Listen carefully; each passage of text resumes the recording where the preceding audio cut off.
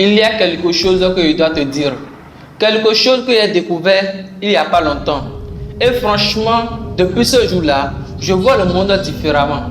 Il existe une énergie. Elle est là, maintenant, en toi, dans chaque atome de ton corps, dans les murs de ta chambre, dans l'air que tu viens d'inspirer. Et si cette énergie, juste une partie infime d'elle, était libérée d'un seul coup, notre planète ne s'en remettrait pas. Et ce qui me fascine le plus là-dedans, c'est qu'on la manipule déjà. Imagine une seconde. À Paris, 8 heures du matin, des millions de gens dans le métro, des cafés qui ouvrent, des voitures qui sont bloquées dans les bouchons. Tout le monde pense à sa journée. Personne ne pense à ce qui se passe en dessous. À ce niveau invisible, là, sous tout ça, une énergie titanesque tient ensemble chaque chose qui existe. Chaque arbre, chaque être humain, chaque arbre. On l'appelle l'énergie de liaison nucléaire.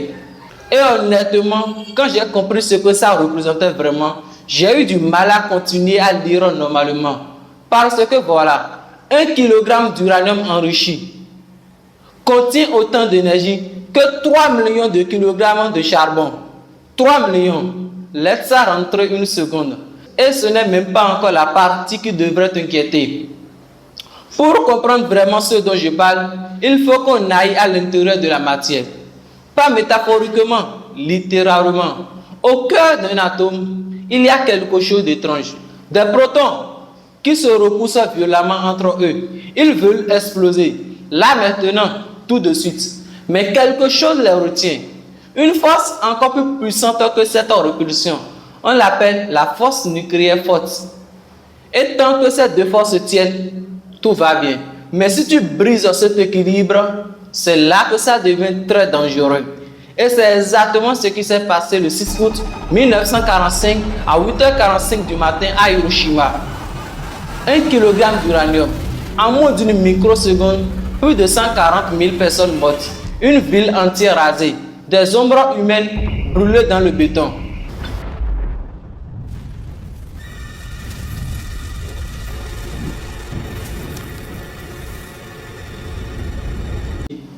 Cette bombe, cette catastrophe absolue, n'a libéré que 0,7% de l'énergie disponible dans ce kilogramme d'uranium.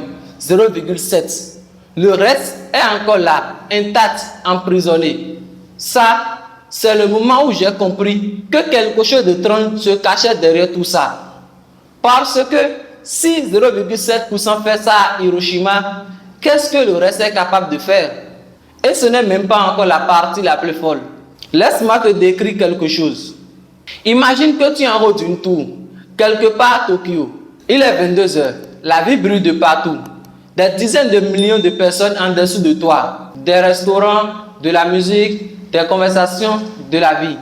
Et là, sans aucun avertissement, une impulsion invisible traverse l'air et agit comme un brouillage brutal de tous les composants électroniques. C'est comme si on avait effacé la mémoire de chaque appareil. La lumière disparaît. Ce n'est pas une panne, ce n'est pas un bug, c'est quelque chose d'irréversible. Les physiciens et les militaires appellent ça un EMP, une impulsion électromagnétique, générée par une détonation nucléaire en haute altitude. Pas une bombe sur une ville, non, c'est encore plus vicieux que ça. Une seule explosion à 400 km en dessus de nous. Personne ne la voit, personne n'entend rien. Et en quelques secondes, l'électricité disparaît sur un continent entier. Hôpitaux, réfrigérateurs, stations d'eau, communication, transport, tout s'arrête. Ce qui suit après ça, ce n'est pas l'explosion, c'est ce qui suit. La faim, le froid, les épidémies, l'effondrement du tout. Des experts estiment qu'en l'espace de 12 mois, une grande nation touchée pourrait perdre 90% de sa population avec une seule bombe qui n'a touché personne. Honnêtement, quand j'ai lu ça pour la première fois, j'ai dû relire 2 fois. Parce que c'est le genre d'information qui ne rentre pas si facilement. Mais attends, je ne t'ai pas encore dit le truc qui m'a retourné. Parce que tout ce dont je viens de parler, les bombes, les impulsions électromagnétiques, la destruction, du connu, du déjà arrivé. Ce que je vais te dire maintenant, c'est de la physique théorique. Et c'est justement ça qui est terrifiant. Il y a un concept que les physiciens appellent la transition de phase du vide. Voilà l'idée. l'espace entre les atomes, c'est ce qu'on appelle le vide quantique. Ce n'est pas vraiment du vide. Il est rempli d'énergie, partout, en permanence. Certains physiciens théoriciens pensent que ce vide n'est peut-être pas dans son état d'énergie minimale. En gros, notre univers serait posé dans une sorte de creux stable en apparence, mais pas au niveau le plus bas possible. Voilà l'analogie. Imagine une bille posée dans un petit creux sur une pente. Elle ne bouge pas, tout semble stable. Mais si quelque chose la pousse juste un tout petit peu, elle tombe vers le bas, définitivement. Et là, ça devient vraiment fou. Cette transition, si elle se déclenchait, se propagerait à la vitesse de la lumière, comme des bulles invisibles qui se déplacent dans toutes les directions. Et à l'intérieur de cette bulle, les lois de la physique elles-mêmes seraient différentes. Toute structure atomique cesserait d'exister. La vie, les galaxies, les étoiles, tout disparaîtrait instantanément. Pas une explosion, juste une réécriture de la réalité. Certains physiciens pensent que c'est pratiquement impossible à déclencher. D'autres pensent que c'est peut-être ce qui a effacé des civilisations d'ailleurs. Des civilisations qui, comme nous, pensaient contrôler ce qu'elles manipulaient. Alors, où en est-on? On a appris à fissurer l'atome. On a construit des machines qui reproduisent les conditions de Big Bang. On teste des plasmas à 100 millions de degrés. On joue avec la matière, l'antimatière. Et à chaque fois, on s'approche d'une énergie que l'univers n'a peut-être pas encore décidé de nous laisser toucher. Au CERN, en Suisse, des protons qui sont lancés à 99,999% de la vitesse de la lumière. Quand ils ont mis ça en route pour la première fois, des gens ont saisi la justice pour l'arrêter, parce qu'ils pensaient que ça pouvait créer un trou noir. La réponse officielle, c'est impossible.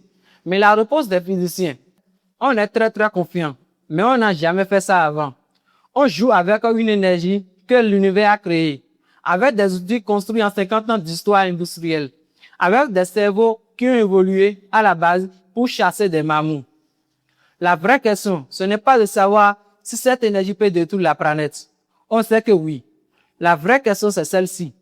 Est-ce qu'on a la sagesse de ne pas appuyer sur ce bouton? Et honnêtement, l'histoire humaine n'a jamais vraiment convaincu qu'on en était capable. Si cette vidéo t'a donné envie de continuer à creuser, c'est justement pour ça que j'ai créé cette chaîne. Parce que la vraie science, pas celle des manuels, pas celle qu'on t'a apprise à l'école, elle est encore plus belle, plus étrange, plus terrifiante que n'importe quel film. Abonne-toi. La prochaine vidéo va te surprendre à un endroit que tu ne t'attends pas.